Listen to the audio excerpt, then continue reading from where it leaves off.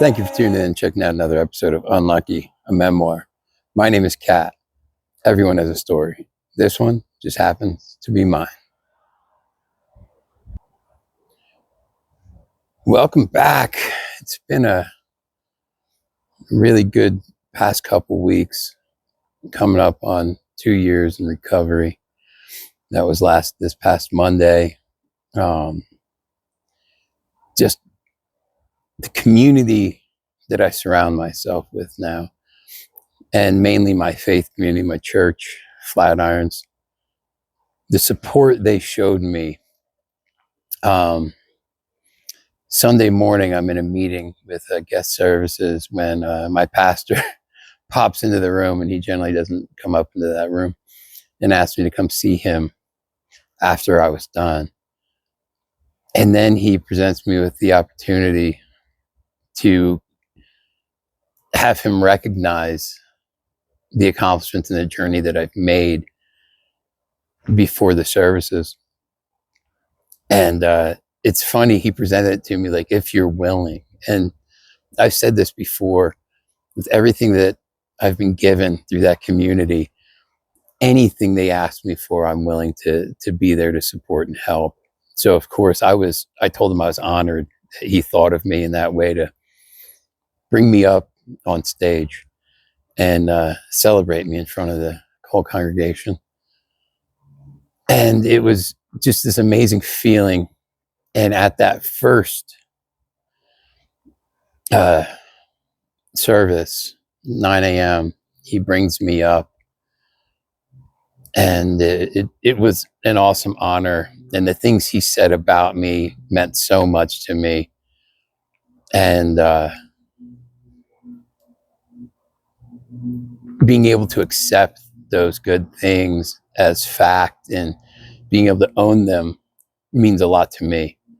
And understanding that, yes, I did those things, and I've done wonderful things this past couple of years out here in Colorado for myself. And I told somebody else this about recovery, like, you got to do it for yourself. It doesn't work when you do it for anybody else. But the blessing behind that is, when I'm a better person, everybody surrounding me benefits. Nobody wants to see the person I was. So he goes into sharing my testimony a little bit. And last year, the hat I'm wearing, Unfiltered, it was a men's event that the church has. And I really wanted to go last year. And the position I was in at the time, monetarily, I couldn't afford to go. And I remember a good friend of mine, who is now a really good friend of mine, asked me if I was going to make it and I was going to be able to go.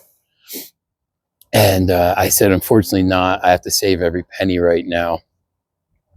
And at the time, I was working a menial job, making like $15 an hour, and not really, just barely scraping to get what I needed. And he was bummed out. So later that day, I left after the first 2 services to go to work before the third service. And while I was there, I get a text from him, and it says, because at this point we were good acquaintances, we weren't really good friends. He goes, I hope you don't mind, but so-and-so gave me your information. And I was like, of course not. And he goes, I just wanted to call and let you know, check your email. And I checked my email, and my ticket confirmation for the men's event were taken care of. He took care of them. And that meant so much to me that somebody would do that for me, because I was used to not getting things done by a lot of people in my life, mostly because of my actions. It's be real and own it. But that he saw that I was worthy of that meant so much to me. And I've been pushing this men's event within the faith community of new members, new people coming in all the time, and what it did for me. And inside was amazing. The speakers, the worship, all that was amazing. But the benefits that I received from it were in the parking lot before and after, and hanging out and getting to be really good friends with the person who paid for my admission. Some other men who I was acquainted with, but I got to know them on a different level, having conversation with them. And that sparked something where I got to know a bunch of that I have really good, deep relationships with, that I talk to every Sunday now. And I look forward to seeing, that are part of my journey now. They're part of my community, and I consider them dear friends.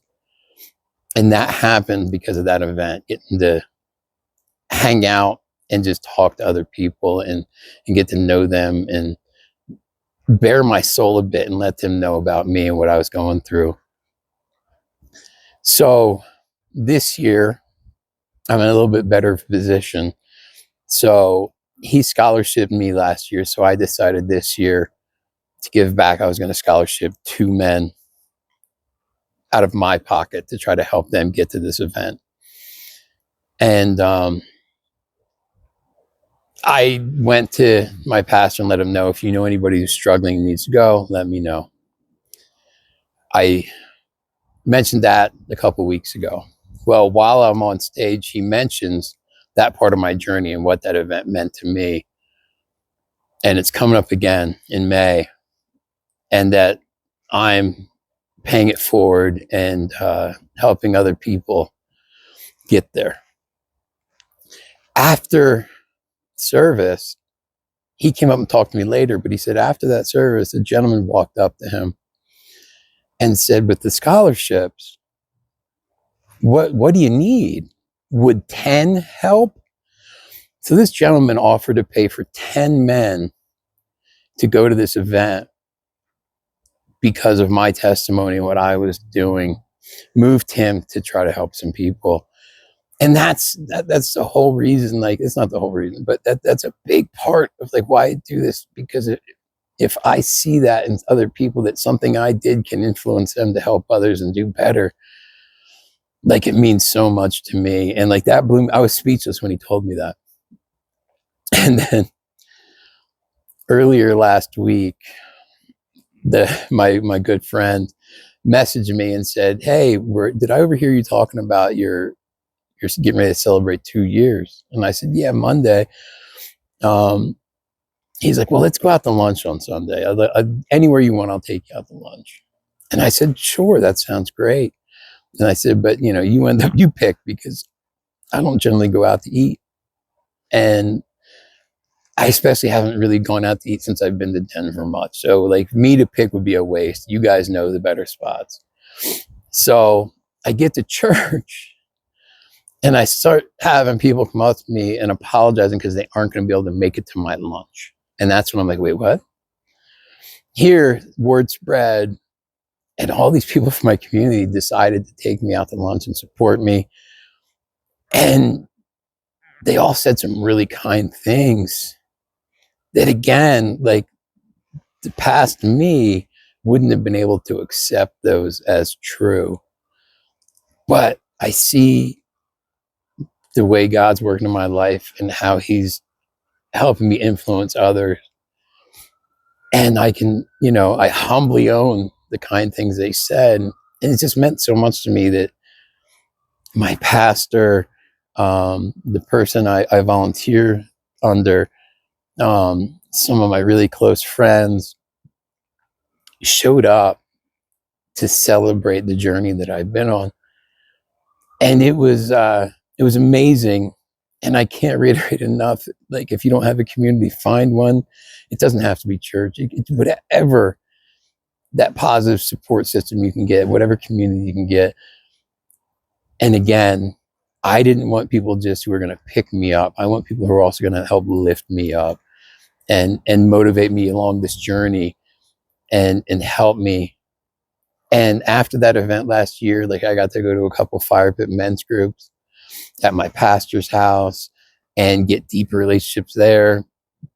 And the accountability that comes with that's amazing, because I brought some stuff up I was struggling with. And week in, week out, they say, how's that going?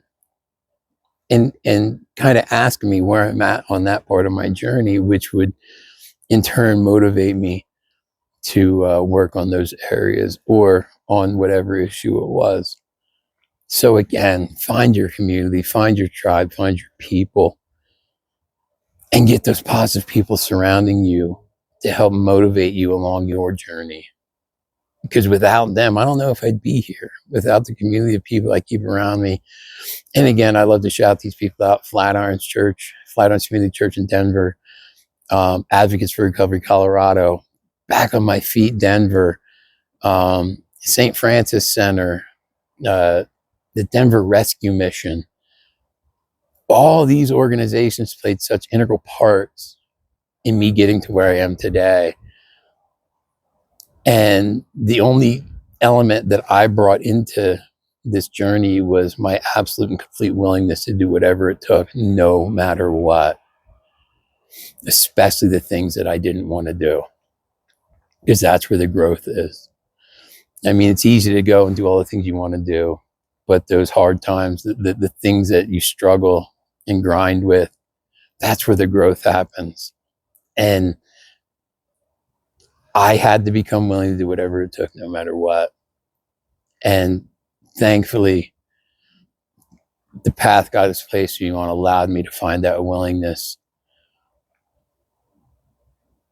And I am truly, truly grateful today for where I'm at and the things I've accomplished and the friends and community that surround me and support me and help lift me up. And that also includes the people that watch these videos every week and support me in that way.